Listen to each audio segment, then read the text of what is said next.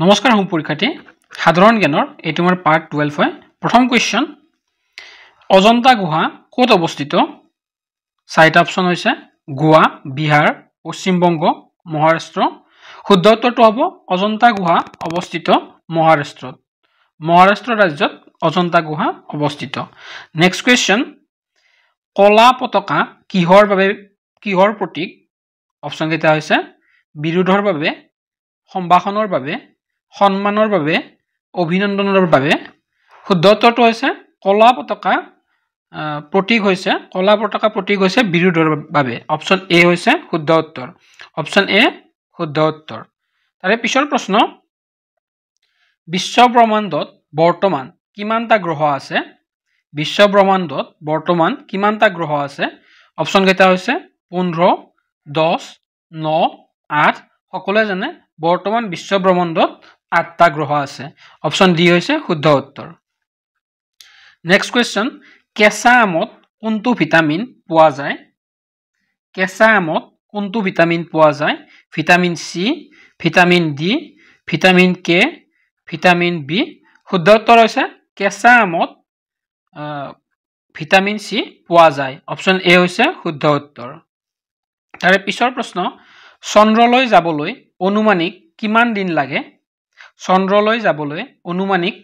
লাগে 3 দিন 5 দিন 7 দিন 10 দিন শুদ্ধ উত্তৰটো হৈছে চন্দ্ৰলৈ যাবলৈ অনুমানিক 3 দিনৰ প্ৰয়োজন অপচন এ হৈছে শুদ্ধ উত্তৰ ভাৰতৰ সকলোতকৈ দীঘল পথটোৰ নাম কি NH 44 NH 48 NH 20 NH 50 শুদ্ধ উত্তৰটো হৈছে ভাৰতৰ সকলোতকৈ দীঘল পথটোৰ নাম হৈছে নেশ্যনেল হাইৱে 44 অপচন এ হৈছে শুদ্ধ উত্তৰ উৰাজাহাজৰ আৱিষ্কাৰ কোনে কৰিছিল ক্ষমা কৰিব কোনখন দেশত হৈছিল অপচন কেইটা হৈছে আমেৰিকা চীন জাপান ব্ৰাজিল শুদ্ধ উত্তৰটো হৈছে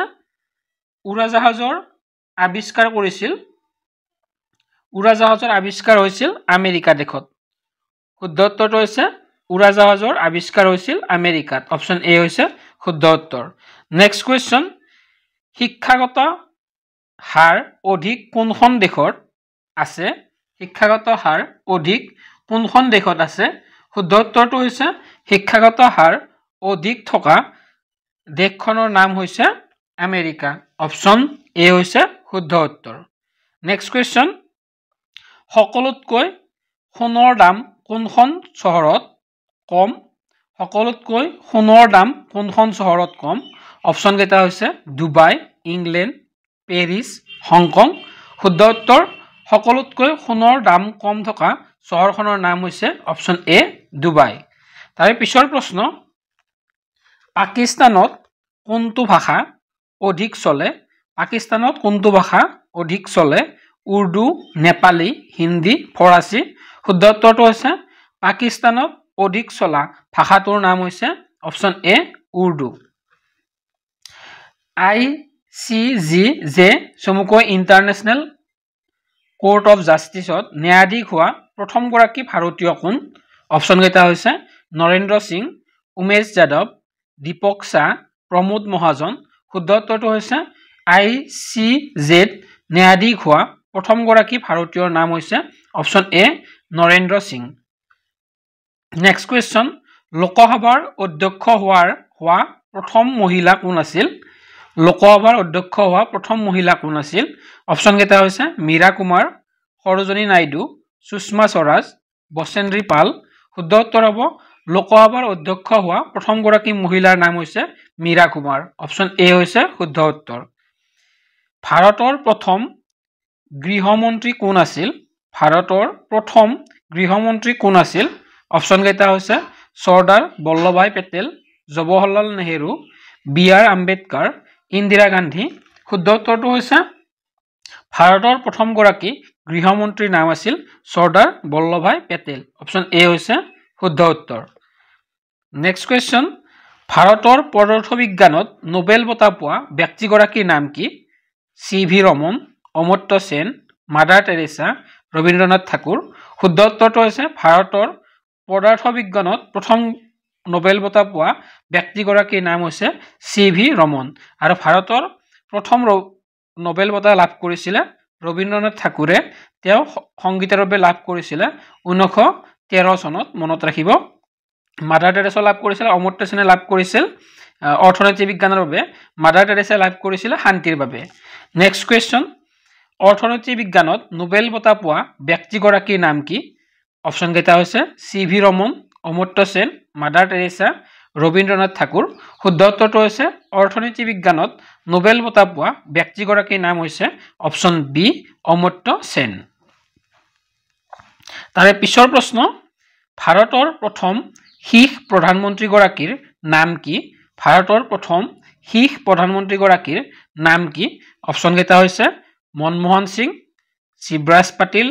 লাল বাহাদুৰ শাস্ত্ৰী সঞ্জীৱন ৰেড্ডী শুদ্ধ উত্তৰ হৈছে ভাৰতৰ প্ৰথম শীৰ্ষ প্ৰধানমন্ত্ৰীগৰাকীৰ নাম হৈছে